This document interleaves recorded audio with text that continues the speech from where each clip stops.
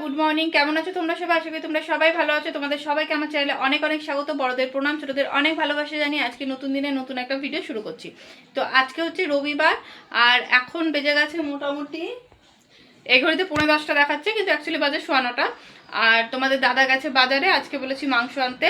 তো মাংস মাঝখানে অনেকদিন হয়নি, প্রায় 2 সপ্তাহ মাংস হয়নি। এর মধ্যে না নিরামিষেই কেটেছে। আর বিছানার চাদরটা খুব নোংরা হয়ে গেছে, তো আজকে বিছানার চাদরটা আমি চেঞ্জ করব। আর এদিকে বাকি ও ঘরটার ঝাড়টা যা যা যা আছে সেগুলো সারবো। তোমাদের দাদা বাজার থেকে আস্তে আস্তে ওগুলো আমাকে করে নিতে হবে, নাহলে এমনিতেই ধরো আজকে একটু 7টার সময় উঠেছি, মানে ঠিকঠাকই উঠেছি আমার মনে হয়। আর তোরসা উঠেছে অনেকটা দেরিতে, প্রায় তোমার 9টার সময় উঠেছে। উঠে এই এতক্ষণে আমি বিছনাটা পরিষ্কার করছি। বিছনাটা একটু তাড়াতাড়ি পরিষ্কার হয়ে গেলে কি হয়, মানে সকালের কাজগুলো তাড়াতাড়ি সারা হয়ে গেলে না রান্নার দিকে একটু সময়টা দেওয়া যায়। আর মাংস করতে তো জানো একটু সময় অনেকটাই বেশি লাগে, তার সব কিছুই অনেক বেশি বেশি লাগে, মশলা করা এ করা সব কিছু নিয়ে অনেকটা সময় চলে যায়। তো সকালের জল খাবার আজকে হবে হচ্ছে চালের রুটি। ওটা একটা নতুন জিনিস, ওটা মা করবে। আর আমি তো চিকেনটা করবই। আর বিছনা টিছনা পরিষ্কার করে নিই, ঘরটা ঠিকঠাক করে নিই, তারপর আবার তোমাদের সাথে পরে কথা বলছি। আজকে আমি বিছানাতে পাতবো এই চাদরটা, আর এই যে ভেতর নিচে যে চাদরটা থাকে এটা মোটামুটি আমি মাসে একবার চেঞ্জ করি। তলাতে আর একটা চাদর পেতে রাখি। আর এই চাদরটা আজকে পাতবো। এমনিতে চাদর আমি 1 সপ্তাহ অন্তর চেঞ্জ করি, আর নিচের চাদরটা মোটামুটি মাসে একবার কি 21 দিনে একবার এভাবেই চেঞ্জ করা হয়।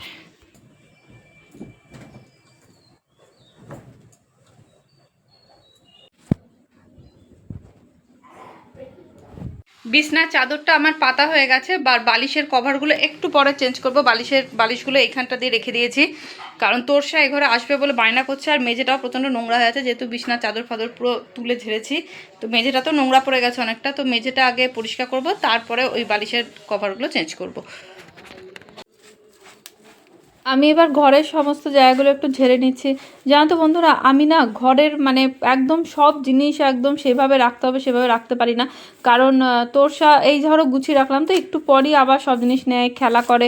তো একদম খুব ঘর গোছানো, যেটা অনেকের ভিডিওতে আমি দেখি একদম খুব সুন্দর করে টিপটপ করে ঘর গুছিয়ে রাখে, কিন্তু ওটা আমার পক্ষে সম্ভব হয় না। কারণ আমার মনে হয় যে যারা করে সত্যিকারেই তাদের মানে তাদেরকে আমি যথেষ্ট সম্মান করি, কিন্তু আমার মনে হয় না যে একটা ছোট বাচ্চা ওদের এই শৈশবটা কতদিন থাকবে। এই শৈশবটাও যদি আমরা ওরা না বাইরে বেরোতে পারে, না কারোর সাথে খেলতে পারে। এখনকার দিনে বাচ্চাদের তো সবই চলে গেছে, তো ওরা তো ঘরের জিনিসপত্রগুলো নিয়ে একটু ঘরের মধ্যেই খেলা করছে, তো এইটুকু তো একটু সহ্য করতেই হয়, তাই না?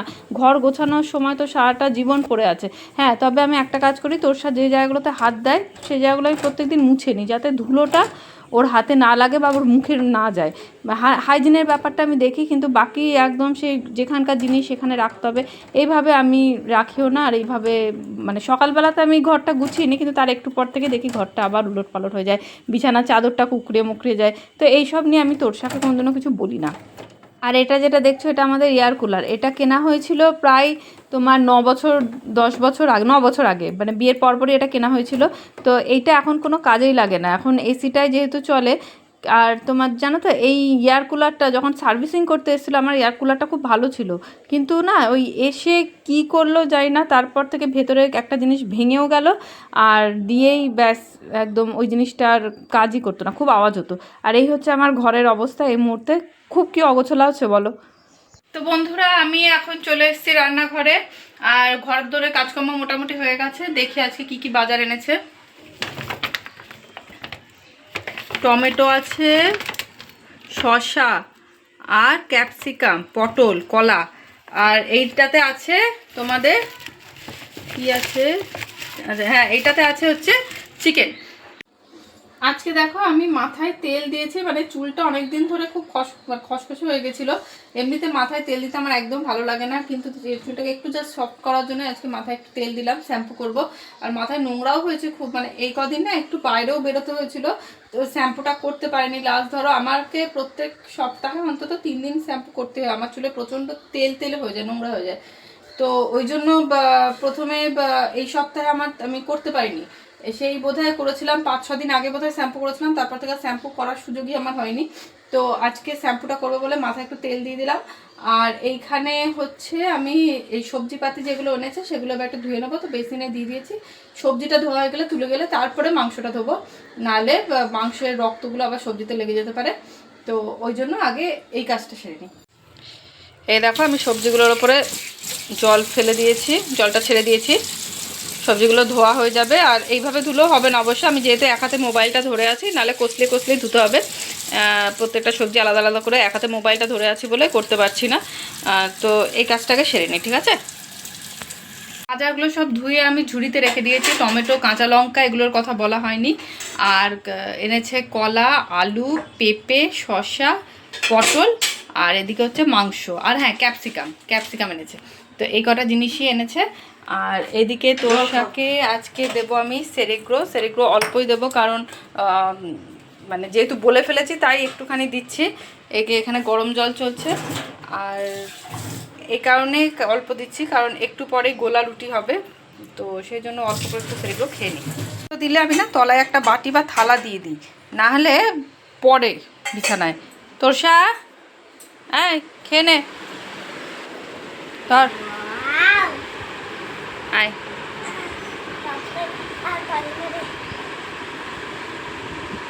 খেয়ে নাও, খুশি? আচ্ছা খেয়ে নাও।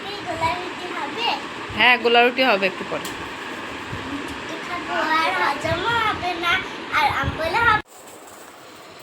এই দেখো আমি চিকেনটা ধুয়ে নিয়েছি। হ্যাঁ, এবার এর মধ্যে দিয়ে দেবো দইটা চিকেনে দিয়ে যদি অনেকক্ষণ রেখে দেওয়া যায় না, চিকেনটা বেশ নরমও হয়। যদি একটা সমস্যা হয় কি বলো তো, পরে খুব জল কাটে, মানে সেই জলটা মারতে, মানে মাংস সেদ্ধ হয়ে যায় কিন্তু জলটা আর মরতে চায় না, এটাই হচ্ছে ব্যাপার, এই একটাই সমস্যা থাকে। তো দই দিলাম।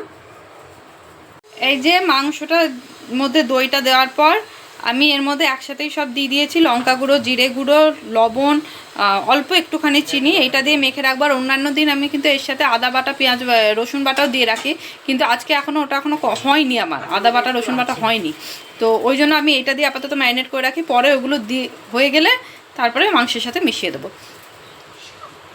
মাংসটা আমার মাখানো হয়ে গেছে সব কিছু দিয়ে। এবার আমি 2-3 ঘন্টা হয়তো হবে না, 2 ঘন্টার জন্য ঢেকে রেখে দিলাম। আগে ভাতটা করে নেবো, পরে মাংসটা করব। যে আমার এগুলো মোটামুটি ছাড়ানো হয়ে গেছে আর কাটাকুটিও হয়ে গেছে।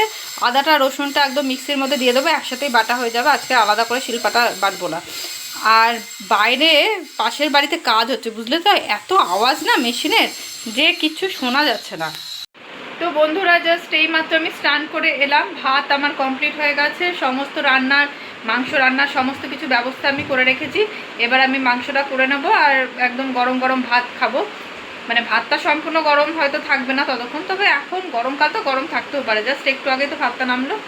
আর চিকেনটা করতে যেটুকু সময়, মাংস সম্পূর্ণ রেডি আছে, 1 ঘন্টার মধ্যেই হয়ে যাবে। তো তারপরে আমরা খেতে বসে যাব। তো আবার সন্ধ্যেবেলায় তোমাদের সাথে কথা বলছি। Hello everyone, good evening. এখন বেজে গেছে ঘড়িতে প্রায় 7:45 মতো। তো আমরা একটু জাস্ট বেরোবো, মানে যতই ভাবি জানো তো যে সন্ধে বেরোবো, কিন্তু সন্ধেবেলা বিকেলবেলা উঠে না কিছুতেই, মানে সেই বেজে যায় 8টা, নয়তো 8:45, নয়তো 8:30। আর এই বহরমপুরে না এই ধরো 9টা 9:30 অবধি দোকান বাজার খোলা থাকলেও তারপরে মানে 10টা বাজলে সব বন্ধ। মানে আমাদের ওইদিকে দেখতাম 10টা 10:30টাও কোনো ব্যাপার না, কিন্তু এখানে দেখি মানে বরাবরের জন্য আমি দেখে আসি যে যেই মোটামুটি 9:30 বাজতে শুরু করবে সব দোকান বাজার বন্ধ হয়ে যাবে। আর তো আমার এই দেখো জামা কাপড়গুলো ঝুলছে এখনও, এগুলোকে এসে ভাঁজভুজ করব। শাড়িটাও পরে আছে বাইরে, এটাকেও এসে ভাঁজভুজ করব। তো এখন আপাতত ঘুরে আসি, রাস্তায় বেরোই, আবার ফিরে এসে কথা বলছি তোমাদের সাথে। তো দেখতে থাকো। আমি রেডি হয়ে গেছি, তোরসা এখনো রেডি হয়নি। তোরসার বাবা বকাবকি করছে কতক্ষণ লাগে সময়। যাই এবার ওকে আগে রেডি করে নিই, ওকে রেডি করে নিই, আমরা একসাথে বেরিয়ে যাব। আমি কিন্তু রেডি হয়ে গেছি, এদের এখনো পাত্তা নেই। তোরসা কি করছিস? হয়েছে? তো এবার বেরোই। বাবার হয়েছে?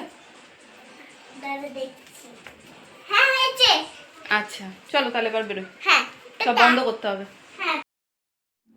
আমরা এখানে এসেছি একটা ক্যাফেতে। এখানে এসে তোরসার মুখখানে এরকম হয়েছে কেন বলো তো? কারণ পেছনে দুটো কুকুর বসে আছে, আর কুকুর দেখলেই ব্যাস ওর খালি চোখ হচ্ছে কুকুরের দিকে।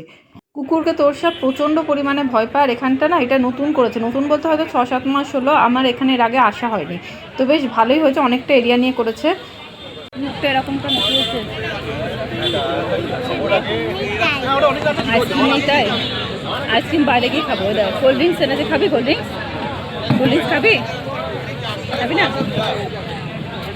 আইসক্রিম বাইরে বাইরে থেকে দেবো। এখানে আমরা যে জায়গাটা দিয়ে বসছিলাম আমাদের পেছনের দিকে আলোটা ছিল, কিন্তু সামনের দিকে আলোটা ছিল না বলে মুখটা খুব অন্ধকার অন্ধকার, মানে কালো কালো আসছে, অতটা ভালো আসছে না। তো চলো এবার তোমাদের এই ক্যাফেটা একটু ঘুরে দেখাই।